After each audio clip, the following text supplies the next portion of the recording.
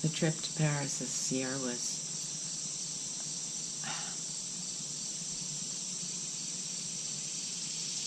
was as always fabulous, but very different. Very, very different. Instead of exploring Paris, I think I was exploring myself.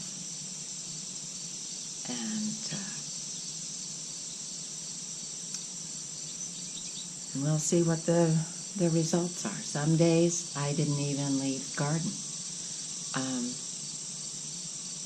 I find that staying in Anne's place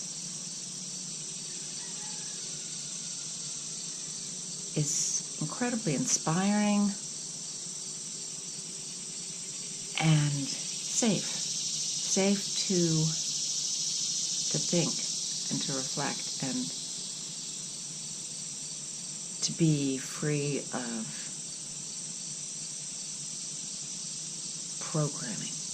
programming that I've done to myself over the years. Programming of denying that I'm an artist, denying that I have the capabilities necessary to be an artist, all those preconceived notions that came not so much from inside of me, but my interpretation of what the environment outside of me was telling me and reinforcing me. And I certainly not from my family. I could have done anything in my family. My parents, they loved me, and they always told me I could do anything, which it had its plus and minuses. But I only found out when my dad started or had been suffering from dementia and his filters were gone. He only then could see abstractly, and he told me that he finally understood why I painted the way that I do and drew the way I did, and he told me that he was proud of me that I had followed my dream and that I had not given up, because he never thought that I would be an artist, because I didn't draw realism. I wasn't as good as a schoolmate he had when he was little, and he didn't want to encourage me because he met up with that roommate again, not roommate, schoolmate, when he was at Purdue in college, and he was walking to class, and he walked through a big hall of some kind, and there was a man on a ladder painting the walls, and he looked up and he recognized him as his friend from childhood that he had always imagined would be a famous artist of one kind or another, because he could draw so well in school in his early years. And here he was painting the walls in Purdue. So my father thought if he couldn't make it as an artist, certainly his daughter, who couldn't draw nearly as well as this man had been able to draw in first, second, third grade, that there was no chance in the world that I could make it as an artist. But he never told me that, because he saw that that's what I wanted, and he didn't want to rain on my parade. He just hoped I would learn other things to pay my bills. So his way of guiding me was to make sure that I took typing in high school, because he said that he was the only boy in his high school that took typing, but that it had always served him, that he was able to make money on the side when he was no longer a young boy who was trapping muskrat to sell the skins to pay for his college, to save and save and save. Well, when he was away at college, then he couldn't be trapping muskrats anymore. So what did he do? He typed other people's reports, and that's how he was able to get by. So he thought that I should learn typing, because maybe that would help me. And I didn't know the whole story at the time, but it made sense, and I learned how to type, and I did pay a lot of bills typing through the years. So, I could get carried away with that story. Anyway, I'm out here on the porch. Yesterday was kind of a washout day from jet lag and catching up on the internet that wasn't working, and unpacking, and thinking, and sorting through my brain and through the odd things that I brought home. I did successfully make it through with only one change of outfits. On 3 days before I left Paris, I did go into a €1 store, and I bought a kind of a t-shirt dress that I wore for 2 days. And then I didn't wear it at all in Wales, though I thought I would. And I got by fine. So I really did not need even that €1 dress. So I'm good to go. I just need to cut back on my camera equipment, and I'm bringing sketchbooks with me because I always buy books and sketchbooks when I'm away. Okay. So this morning, right now, I'm looking at a dress that I've worn more than any other dress I've ever had in my life. And it's kind of interesting to me because it's an old, vintage, black dress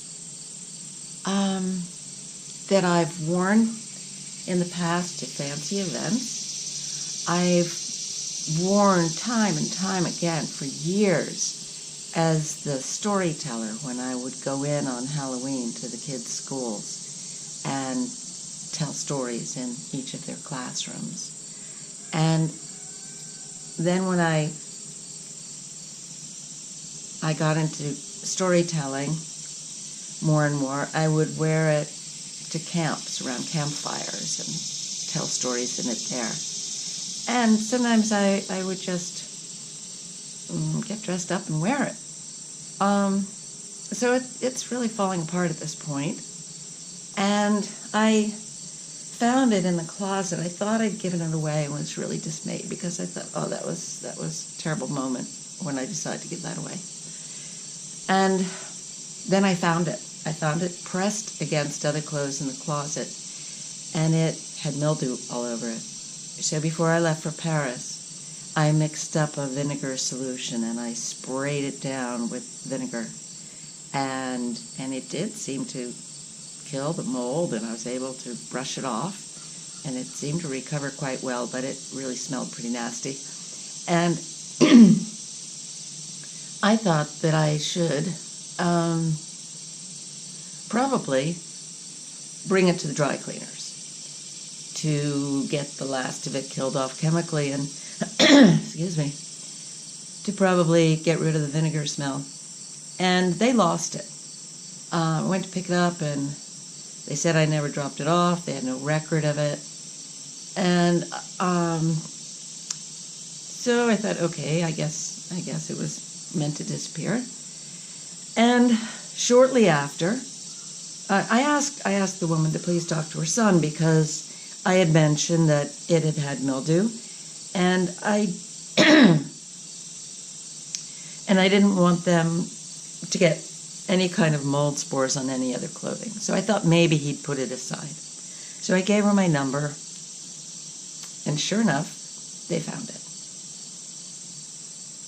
I got a telephone call, a message, and the message said that they had found my dress and that they had not cleaned it and I could come and pick it up. Well, I left the next morning for Paris and was gone 6 weeks, so I picked it up yesterday, my first day home. And there it was in a bag, and she explained that they'd found a slight tear in the dress, so they didn't want to clean it. And I thought that odd because there's certainly more than one tear in the dress, and I'd had it cleaned many times with these tears, but it didn't matter. She said it smelled terrible, and it did. It smelled like vinegar. So I said, fine. I took it, didn't have to pay, of course, and I brought it home, and this morning I decided to wash it in a bath of, hand wash it in a bath of Dawn, Blue Dawn dish detergent, and see if that would get the smell out of it, and then hang it up to dry. So I did that, and I've never seen black suds before, actual black suds, and you could see my hands are black. The dye that poured out of this dress was intense, so I actually bottled it up. I used 2 of the Campo Marzio little ink cartridge bottles that I got with the Campo Marzio pens. And this is, well, I'm not sure which is a stronger dilution. I'm going to test it out and see. But I thought, I'm going to try that on sketches. And as I was hanging my dress up to dry out on the front porch so that it's not out in the sun, I decided to draw it and begin this sketchbook, which is going to be my unmasking sketchbook. It's made up of some old watercolors, the ones that I did for the hospital, for the bone and joint department. They wanted the little Zakar paintings, but the Zakar paintings are no bigger than this, and they needed them to be 3 foot by 4 foot, or 3 foot by 5 foot. So that's a whole different story, how I created those for them. And that was probably 3 years ago, and right before leaving for Paris, they had asked to purchase 2 more, and I still had some of the work I had done for them, so they actually purchased 2 more pieces, and I have a permanent solo exhibit of these works in the bone and joint unit of the St. Luke's Hospital outside of Bethlehem, Allentown. So that feels really good. Anyway, this is made up of old folders covered with the Metropolitan Museum of Art wrapping paper that I got when the kids were little, and we used to make books, and we used it for covers that I would glue onto cardboard. And so this is going to be my unmasking sketchbook. And I've decided to sketch this black dress. I'm actually going to use pencil first. I got these great pencils, also Campo Marzio. And then put in some washes using the black dye that came out of the dress. So here we go.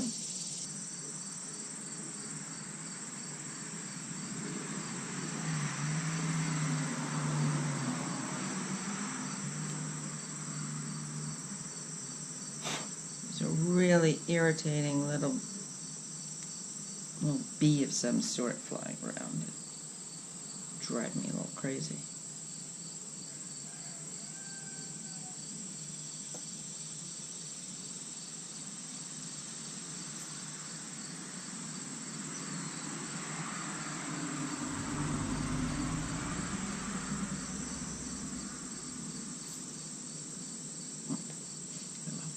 Never been very good at catching bees.